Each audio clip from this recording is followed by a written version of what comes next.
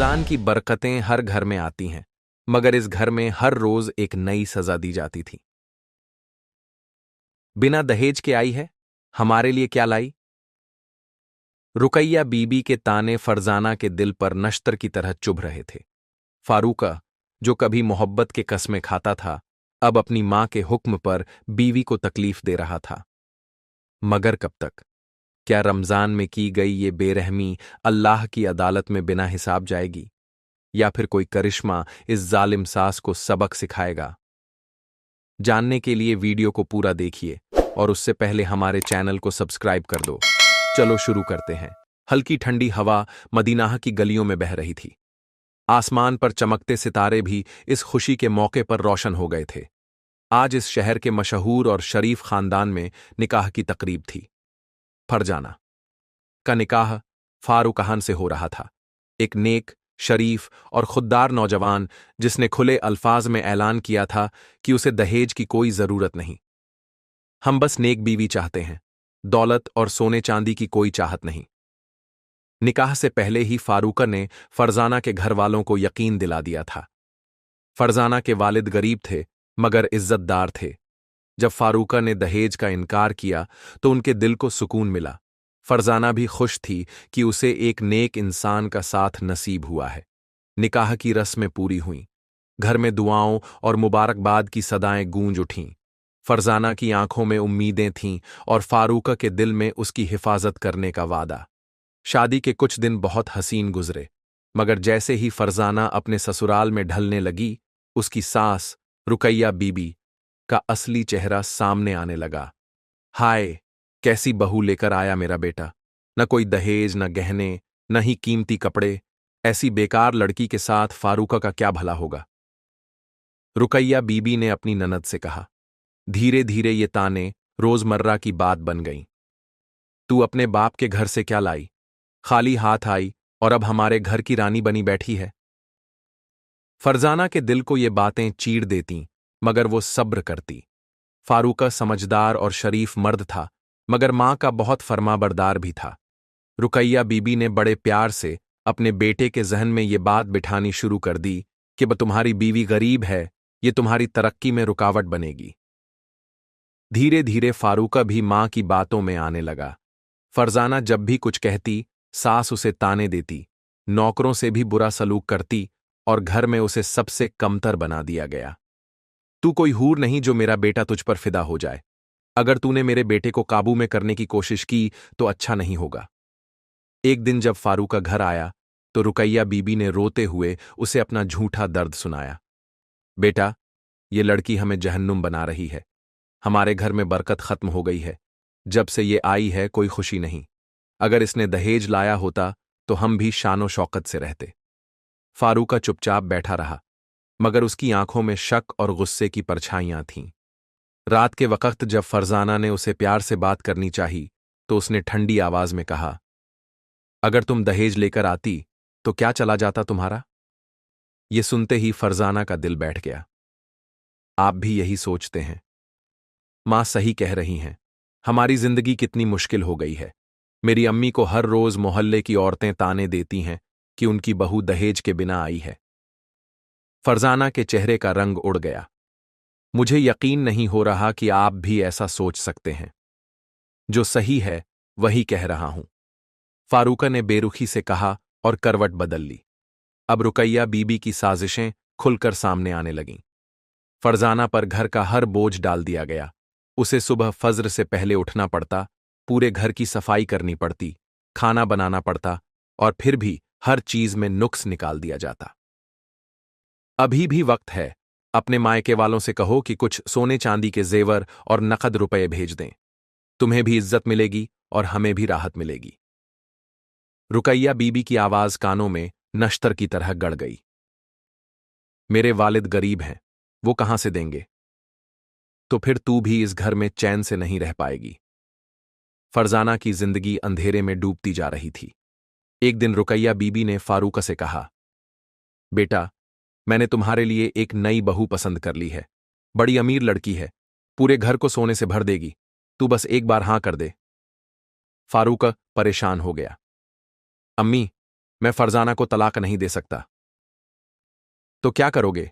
सारी उम्र इसी फटेहाल लड़की के साथ बिताओगे? फारूका गहरी सोच में पड़ गया। दूसरी तरफ फरजाना को इन साजिशों की भनक लग चुकी थी। या अल्लाह, मेरी मदद कर। उसने रात के अंधेरे में सजदा कर लिया। फरजाना पर बढ़ते जुल्म, फारूक की बेरुखी और दूसरी शादी की तैयारी, इन सब के बीच उसकी जिंदगी के फैसले उलझ गए थे। क्या फारूक अपनी बीवी के साथ खड़ा होगा या मां की बातों में आकर दूसरी शादी कर लेगा? क्या फरजाना इस जुल्म से बच पाएगी या उसे बेघर कर दिया जाएगा? रात का सन्नाटा था। आसमान पर हल्का सा चांद चमक रहा था, मगर फरजाना के दिल में सिर्फ अंधेरा था। उसे समझ नहीं आ रहा था कि वो अपनी तकदीर को कैसे संभाले। घर में हर तरफ उसके खिलाफ साजिशें हो रही थीं और वो अकेली थी, बिल्कुल तन्हा। नमाज पढ़ते हुए उसकी आंखों से आंसू गिर रहे थे।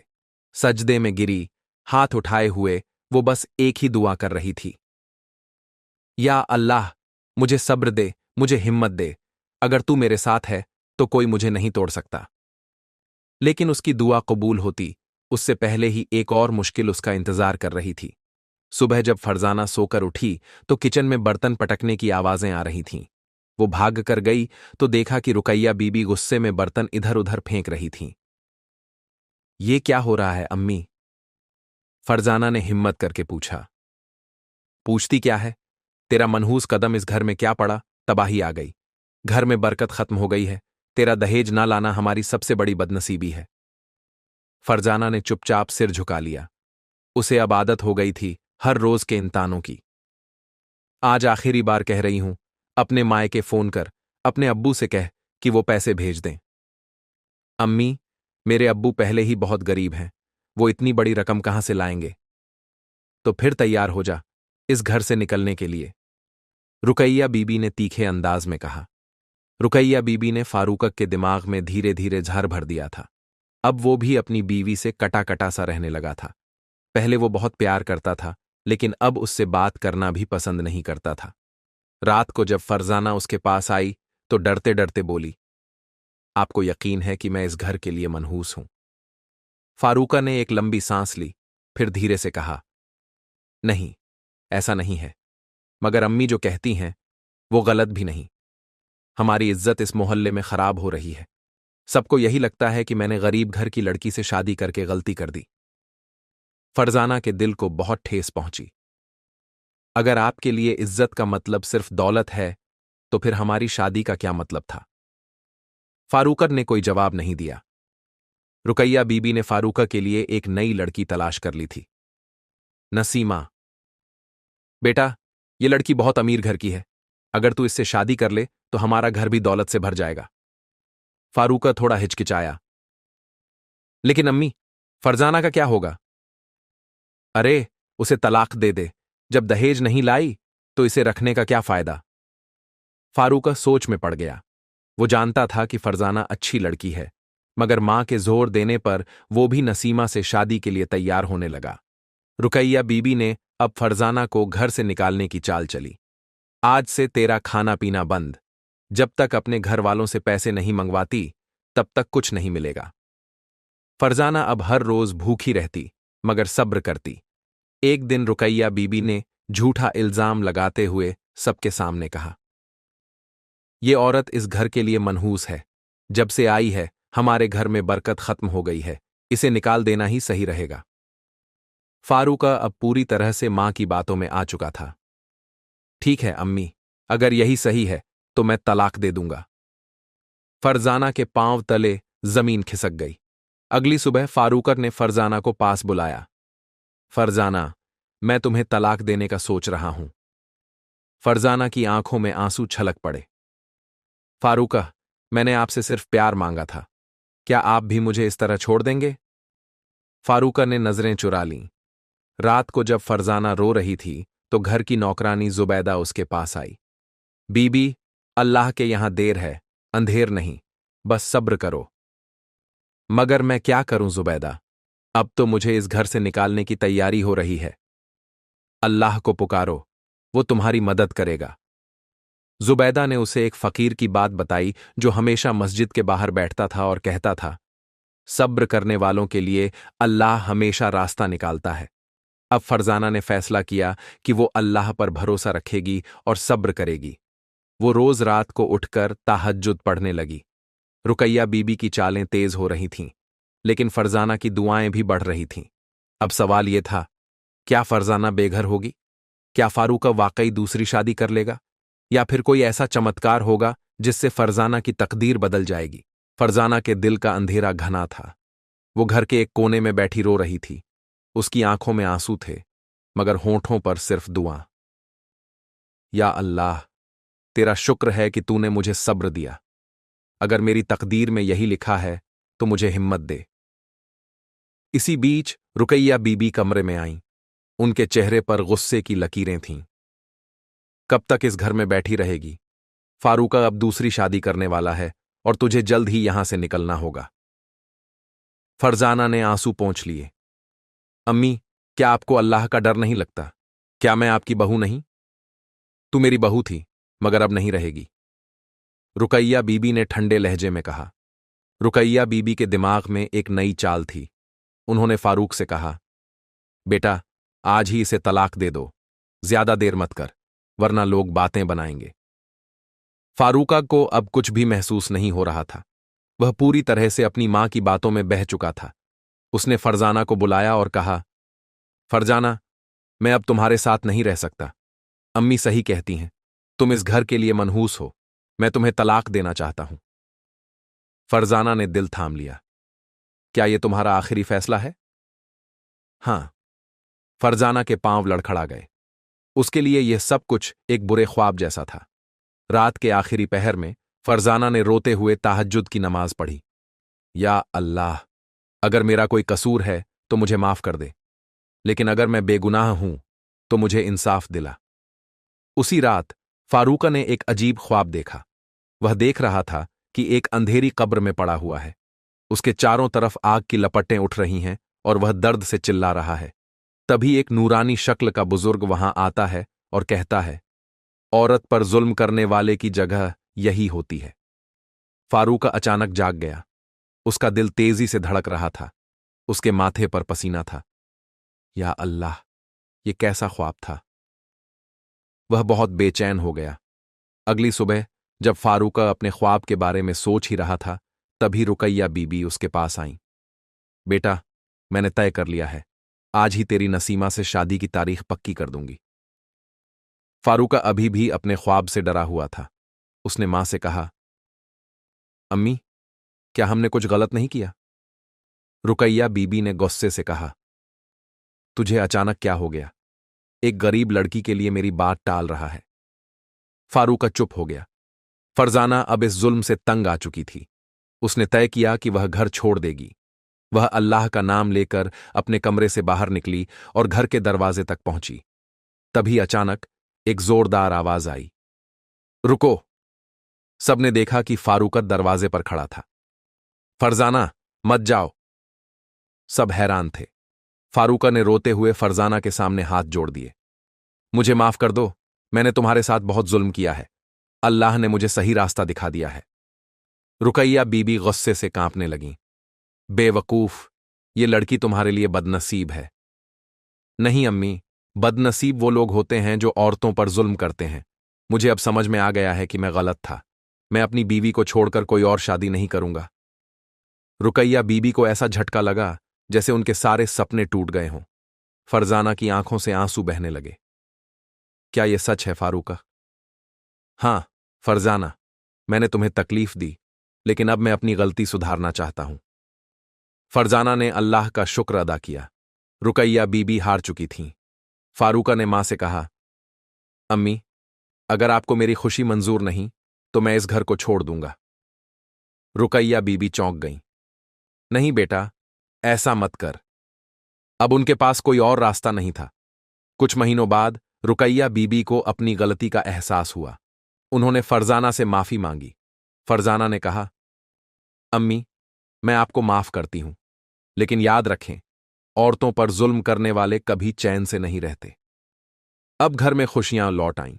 फरजाना ने फिर साबित कर दिया कि सब्र और अल्लाह पर यकीन कभी बेकार नहीं जाता। फारूका की बातों ने रुकैया बीबी के दिल को झकझोर तो दिया था, लेकिन उनका अहंकार अभी भी जिंदा था। वे अपने कमरे में बैठी थीं, गहरी सोच में डूबी हुईं। कैसे हो सकता है कि मेरा बेटा मेरी बात टाल दे?